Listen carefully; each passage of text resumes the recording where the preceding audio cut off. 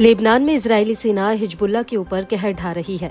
IDF के हमलों में हिजबुल्लाह के ठिकाने एक के बाद एक ताश के पत्ते की तरह ढह रहे हैं और अब आईडीएफ की नजर हिजबुल्लाह के उन ठिकानों पर है जहां पर उसने हथियारों का जखीरा छिपा कर रखा है। लेकिन ऐसा लगता है कि हिजबुल्लाह की जड़ों तक पहुंच पाना आईडीएफ के लिए इतना आसान नहीं है, क्योंकि हिजबुल्लाह को बचाने के लिए अब इराक और सीरिया के प्रतिरोधी समूह भी इस जंग में कूद पड़े हैं।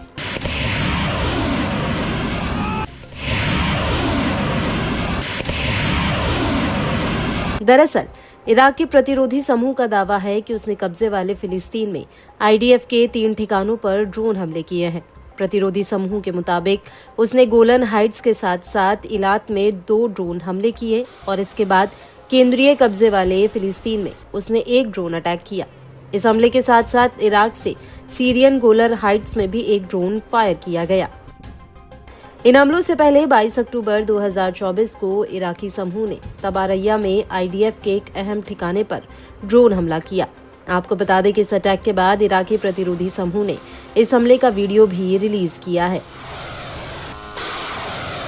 और इस हमले के बाद जॉर्डन वैली में भी प्रतिरोधी समूह ने एक ड्रोन हमला किया। प्रतिरोधी समूह का कहना है कि इस हमले के बाद उसने शाम होते होते सीरियन गोलन हाइट्स में आईडीएफ के ठिकाने पर एक ड्रोन अटैक किया। बड़ी बात यह है कि जब इराक से इजराइल पर यह हमले हो रहे थे तो उसी दौरान सीरिया के भीतर अमेरिकी सेना पर भी एक बहुत बड़ा हमला हुआ।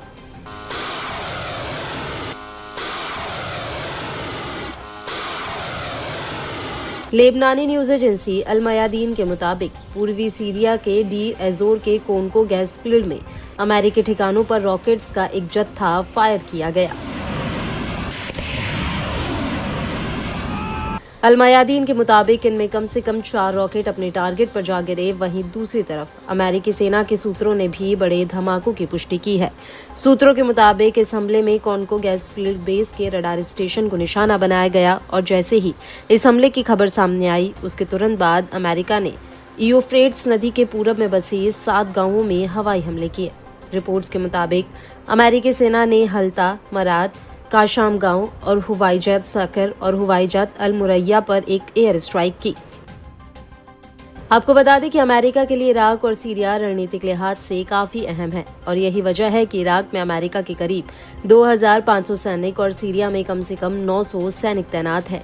अमेरिका ने इस इलाके में आतंकी संगठन दाइश से लड़ने के लिए यहां पर अपनी सेना तैनात की है और अमेरिकी सेना पर हमले से पहले उसने उत्तरी सीरिया के राकाह प्रांत के शनानी गांव पर हमला किया, जिसमें कथित रूप से 4 सीरियाई लोगों की मौत हो गई थी।